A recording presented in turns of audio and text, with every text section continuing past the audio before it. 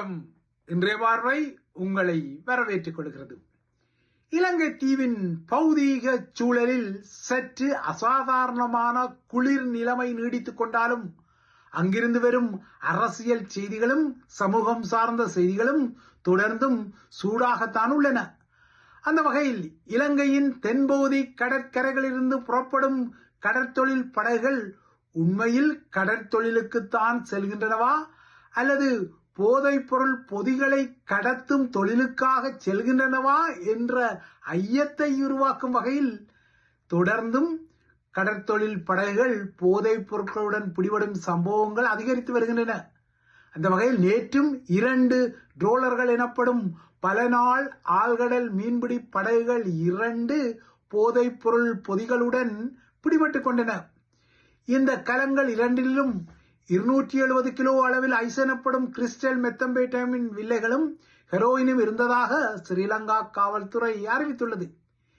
இதேபோல இன்னொரு சூடான செய்தியாக இப்போது தான் தீவிர அரசியலில் ஈடுபடுவதிலென ஸ்ரீலங்காவின் முக்கிய அரசியல்வாதிகளில் ஒருவராக கருதப்படும் ரணில் விக்ரமசிங்க சொல்லிக் கொண்ட விடயமும் சில சூடான அரசியல் காரண காரியங்களுடன் வரச் செய்கின்றன. ஆனால் இப்போது தான் தீவிர அரசியல் களத்தில் இல்லை என ரணில் விக்ரமசிங்க சொல்லிக் கொண்டாலும் அவர் கூறியபடியே உண்மையில் தீவிர அரசியல் களத்தில் அவர் இல்லைத்தானா, இல்லை என்றால் அது ஒரு மாஸ்க் எனப்படும் கவசத்துக்காக பயன்படுத்தப்பட்ட சொல்லாடலா என்பதும் ஐயத்துக்குரியது.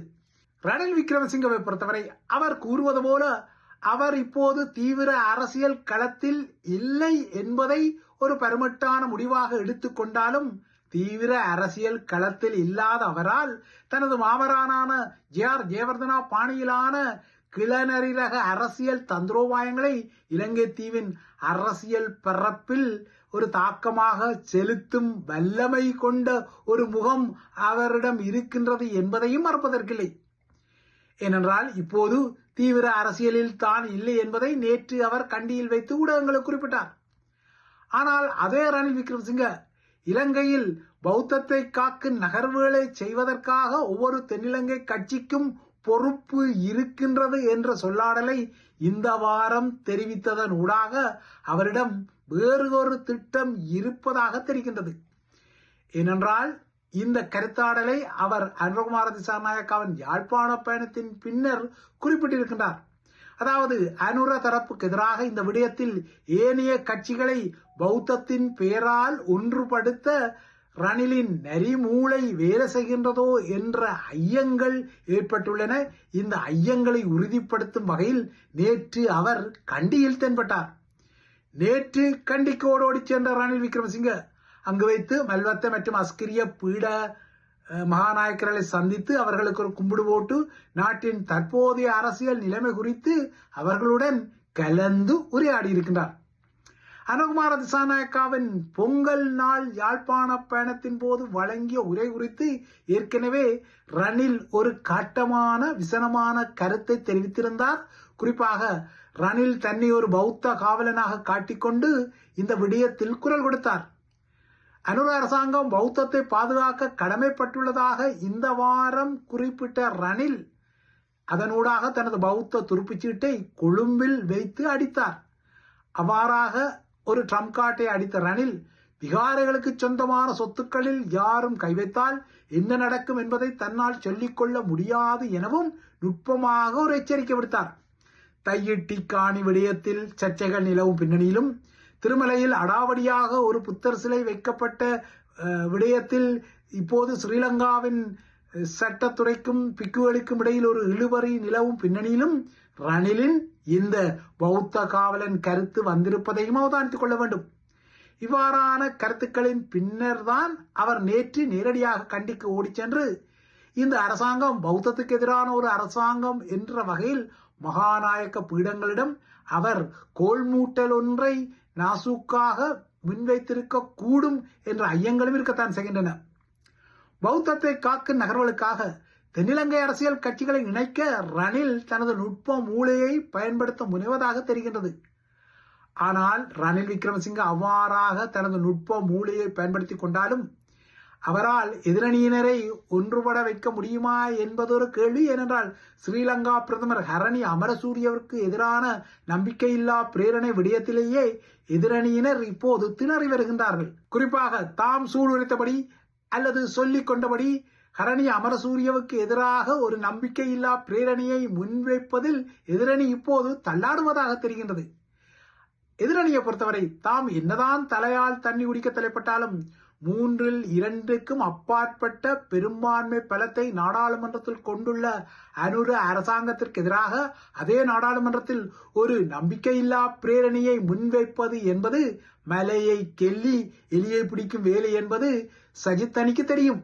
என்றாலும் அவர்கள் இந்த நம்பிக்கையில்லா பிரேரணையை முன்வைப்பதற்காக ஒரு காட்சிப்படுத்தலை செய்கின்றார்கள். அதற்காக நாடாளுமன்ற உறுப்பினர்களின் ஒப்பங்களை எல்லாம் அவர்கள் சேகரித்துக் கொண்டார்கள்.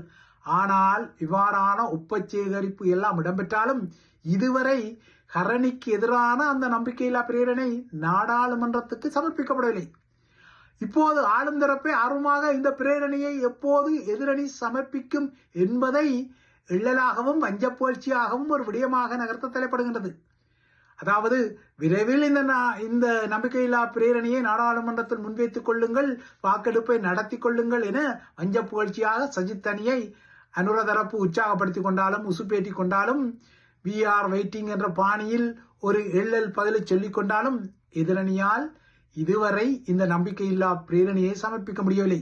சஜித் அணியோ இதையெல்லாம் எங்கள் வேலை, இது குறித்து அரசாங்கம் ஏன் கவலைப்பட வேண்டும் என்ற பாணியில் நாடாளுமன்றத்தில் ஒரு பதிலை சொல்லி இந்த விடயத்தில் வெயிட் அண்ட் சி என்ற பாணியில் அது நழுவிக்கொள்ள முயல்கின்றது. அதாவது உரிய நேரத்தில் ஹரணிக்கு எதிரான நம்பிக்கையில்லா பிரேரணை முன்வைக்கப்படும் என்பது எதிரணியின் வாதமாக இருக்கின்றது. ஆனால் இந்த நம்பிக்கையில்லா பிரேரணையை முன்வைத்தால் அது மோசமாக அடிவாங்கக்கூடும் என்ற ஒரு அச்ச நிலைமைதான் சஜித் அணியை இந்த பிரேரணையை திட்டமிட்டபடி முன்வைக்காமல் பின்னடிப்பை செய்வதான அரசல் புரசலான கதைகளும் உண்டு. ஏனென்றால் இந்த பிரேரணைக்கு போதிய அளவு ஆதரவை எதிரணியால், குறிப்பாக சஜித் அணியால் திரட்டி கொள்ள முடியவில்லை. எதிரணியில் உள்ள தமிழரசு கட்சி வேறு ஹரணிக்கு எதிரான நம்பிக்கையில்லா பிரேரணைக்கு ஆதரவாக வாக்களிக்க போவதில்லை என்ற விடயத்தை சஜித் அணிக்கு ஏற்கனவே தெரிவித்திருக்கின்றது.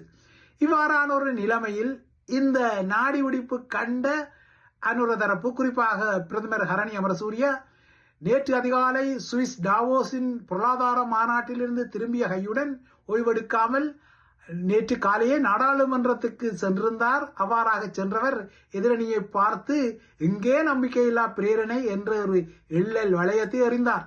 தன் மீதான நம்பிக்கையில்லா தீர்மானத்தை காண தான் நாடாளுமன்றத்துக்கு ஓடோடி வந்தாலும் எதிரணி அதனை சமர்ப்பிக்காமல் தன்னை ஏமாற்றி விட்டதாக அவர் ஒரு வஞ்ச புகழ்ச்சியாக சஜித் அணியினரை ஒரு பிடிபிடித்தார். அத்துடன் எத்தனை நம்பிக்கையில்லா பிரேரணைகளை எதிர்க்கட்சிகள் கொண்டு வந்தாலும் இவ்வாறான நம்பிக்கையில்லா பிரேரணைகள் மூலமாக அல்லாமல் நாட்டு மக்களுக்கு தமது அரசாங்கம் தமது ஆட்சி பிடிக்காவிட்டால் தாம் நிச்சயமாக வீட்டுக்கு போவோம், தாம் தமது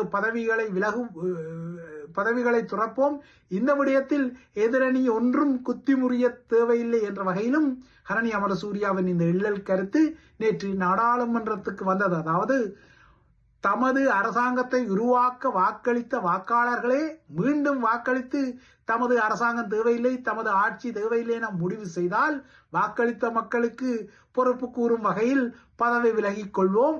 அதுவரை ஏற்கனவே தமக்கு வாக்களித்த மக்களுக்கு பொறுப்பு கூற வேண்டிய பொறுப்பு தமக்கு இருப்பதால் தமது அரசாங்கத்தின் பணி தொடரும் எனவும் அவர் கூறியிருக்கின்றார்.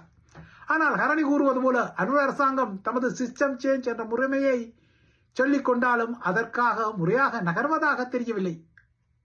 உண்மையில் அனுர அரசாங்கம் கூறிக்கொள்வது போல அவர்களின் சிஸ்டம் சேஞ்ச் என்ற முறைமை மாற்ற நகர்வுகள் முறையாக நகர்த்தப்பட்டால் 2024 ஆட்சியை பிடித்த அனுர தனது 16 மாத கால ஆட்சியை பூர்த்தி செய்யும் இந்த வாரத்தில் சில முறையான அடைவுகள் கிட்டியிருக்க வேண்டும்.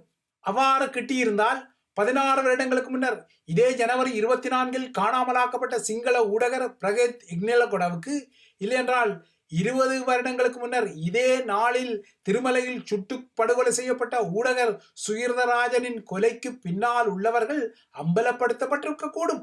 திருகோணமலையில் 5 தமிழ் மாணவர்களின் பச்சை குருதி படுகொலைக்கு பின்னர் கொலையுண்டவர்கள் தொடர்பான நிழற்படங்கள் மற்றும் இந்த கொலையில் ஸ்ரீலங்கா படைத்தரப்பின் தொடர்பு குறித்த விடயங்களை வெளிப்படுத்திய 3 வார காலத்துக்குள் சுகிர்தராஜன் அதே திருமலையில் சுட்டுக் கொல்லப்பட்டார்.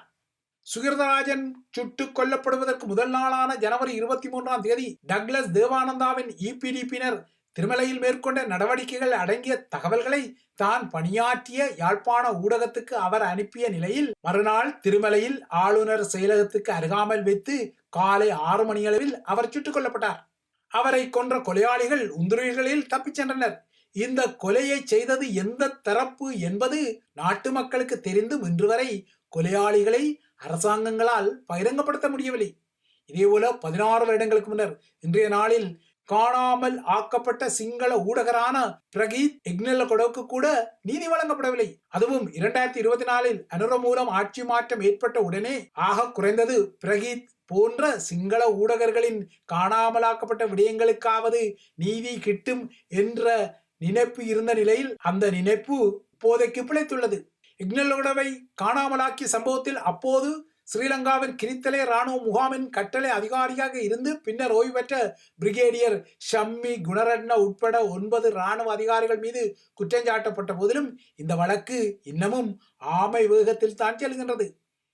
இதற்கும் அப்பால் ஆட்சி மாற்றம் ஏற்பட்ட போதும் எக்னெல்லகொட காணாமலாக்கப்பட்ட வழக்கில் பிரதான சந்தேக நபர்களில் ஒருவரான இறந்த பீரிஸ் இப்போது கேர்னலாக பதவி உயர்த்தப்பட்டும் விட்டார்.